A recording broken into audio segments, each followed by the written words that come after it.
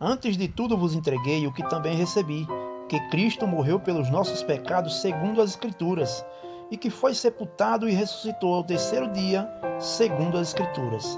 1 Coríntios capítulo 15, versos 3 e 4. Hoje nós estamos aqui no capítulo 2, do verso 19 em diante, de Mateus, continuando essa história maravilhosa, né, de nosso Senhor Jesus Cristo, desde a sua infância e tudo aquilo que aconteceu com ele, que ocorreu, né, que nós vimos aí nos estudos anteriores, e se maravilhando, se deleitando, né, tomando conhecimento dessas verdades, e de que não foi fácil a vida de nosso Senhor e Salvador Jesus Cristo aqui nesse mundo, porque enquanto vivemos aqui nesse mundo, né, as crianças também passarão por perigos, né? Porque, como disse Jesus, o mundo jaz no maligno.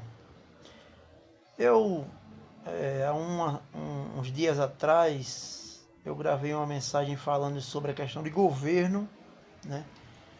E falando sobre o desejo de termos um governo na nossa nação que lute pelo bem da sociedade, que lute por aquilo que a sociedade contribuinte tem direito, que é moradia, saúde, emprego e tantas outras coisas mais que por direito aqueles que são contribuintes têm dos seus governantes.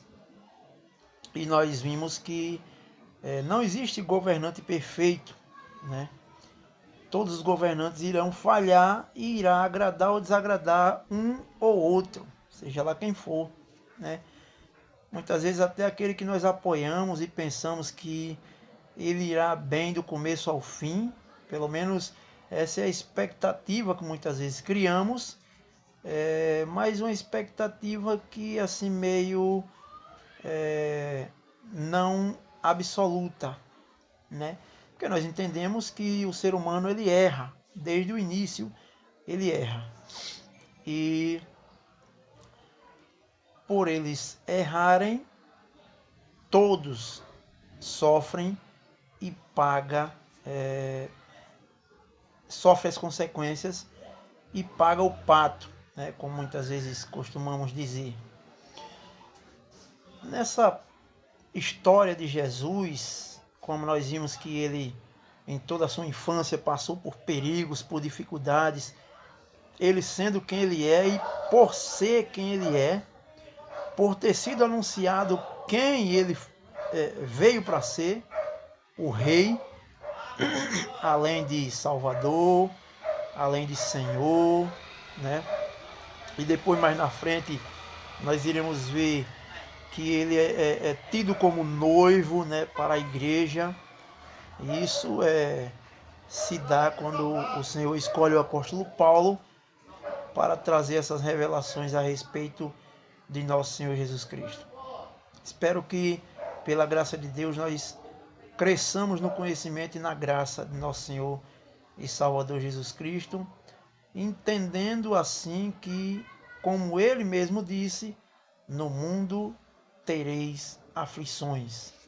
Enquanto estivermos aqui nesse mundo, são as aflições que vão nos afligir, ainda que pela graça de Deus e que pela sua soberania, que ainda não permitiu com que esse mundo fosse destruído, porque é necessário se completar o número dos eleitos, aqueles a quem ele elegeu antes da fundação do mundo, que se encontra registrado lá em Efésios. O apóstolo Paulo, por revelação divina, escreveu isso, né? Que existe um povo eleito desde antes da fundação do mundo e que precisa ser recolhido antes da volta de Cristo e do juízo final. Então, dando continuidade aqui no capítulo 2, de 19 em diante, diz assim: tendo Herodes morrido, e Herodes é aquele perverso que queria matar o menino Jesus, né?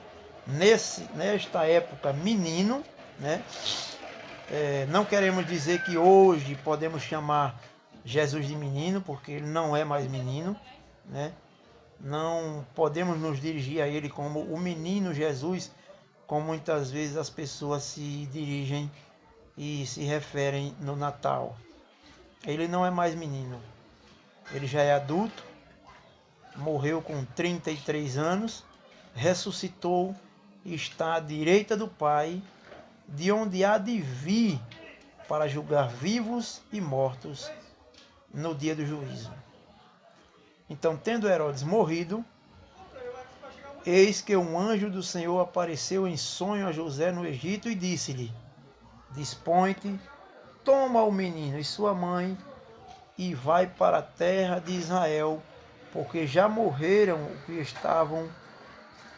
os que atentavam contra a vida do menino.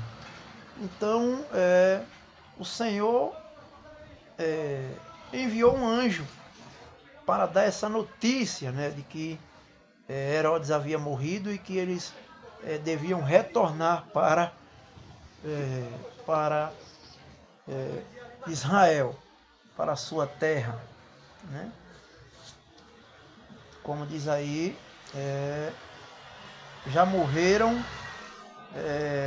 os que atentavam contra o menino.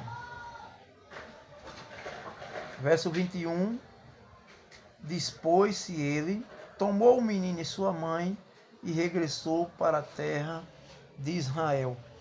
O texto que nós estamos lendo, ele é um pouco curto e a mensagem de hoje certamente será breve, mas o que nos deve chamar a atenção aqui é a disponibilidade de José e Maria com relação à voz do Senhor, a obediência, né? Tanto a obediência para fugir, que ele poderia muito bem questionar, né? Como os incrédulos e rebeldes questionam quando Deus está planejando algo para a sua glória, porque Deus não faz nada que não seja para a glória dele.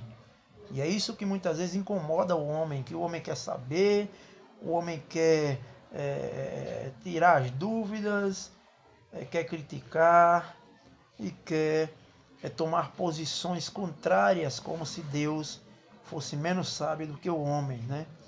Então José e Maria apenas obedeciam à voz. É para fugir? Vamos fugir. É para voltar? Vamos voltar. Por quê? Eles não faziam essa pergunta. Simplesmente obedeciam à voz do anjo que era enviado pelo Senhor para mandar com que eles fizessem isso, e eles faziam. Então, dispôs-se ele, tomou o menino e sua mãe e regressou para a terra de Israel, assim como o Senhor havia mandado. Verso 22. Tendo, porém, ouvido que Arquelau reinava na Judéia, em lugar de seu pai, Herodes, temeu ir para lá e, por divina advertência, prevenido em sonho, retirou-se para as regiões da Galileia. Então, como todo ser humano comum, né, José não era um Deus, né, para não ter medo, somente Deus não tem medo. Na pessoa de Cristo, nós podemos ver ainda algumas atitudes. O Senhor teve sede, o Senhor chorou, o Senhor clamou, né, ali no Getsemane, quando ele estava orando.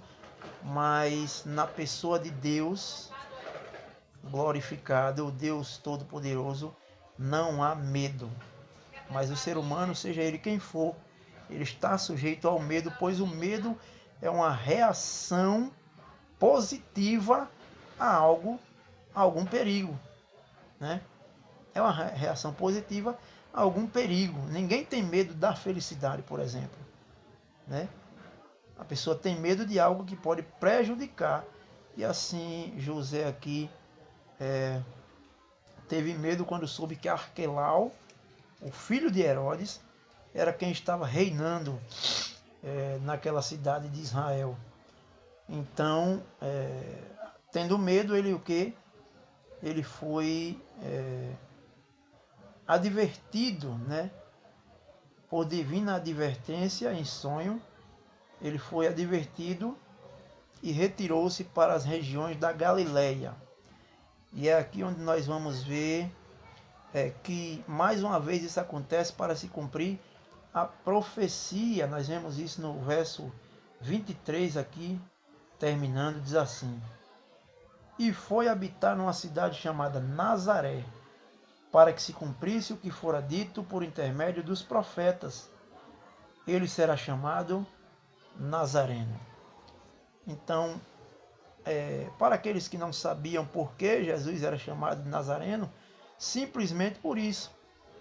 Porque eles foram advertidos já que o Senhor mandou eles voltar para Nazaré, e Arquelau, filho de Herodes, estava vivo naquele período, e José, pai de Jesus, temeu, então o anjo disse, em outras palavras, desça para Nazaré. Então eles desceram para Nazaré, e ali Jesus foi chamado de Nazareno, né? Porque ele viveu naquela região ali por um determinado período em que Arquelau, filho de Herodes, estava reinando ali em lugar de seu pai. No próximo estudo, para não prolongarmos muito, nós iremos para o capítulo 3 e veremos a história deste homem maravilhoso, em que muitos de nós cristãos nos alegramos, nos admiramos com sua pregação e com seu estilo de vida e seu posicionamento. Nós iremos falar sobre João Batista, uma pessoa que foi considerada grande no reino dos céus. Grande no reino dos céus. Então que Deus te abençoe e que o Espírito Santo aplique esta palavra em seu coração, e até a próxima. Amém. Ao lembrarmos do teu nome, Jesus Cristo, não podemos esquecer do teu amor, que te trouxe a este mundo arruinado, pra morrer pelo mais pobre pecador. Ninguém mais havia de tão digno para libertar o pecador. O Cordeiro de Deus puro, sem pecado, pôde dar-nos tanto amor. Nossas almas mergulhadas em tristeza despertaram tua nobre compaixão. Tuas ternas mãos marcadas alcançaram este povo que é tua possessão. Ninguém mais havia de tão digno para libertar o pecador. O Cordeiro de Deus puro, sem pecado, pôde dar-nos tanto amor. Ninguém mais podia nos dar novo alento, ninguém mais podia numa cruz morrer. Para nos salvar deixaste tua glória, e tal glória vamos logo conhecer. Ninguém mais havia de tão digno para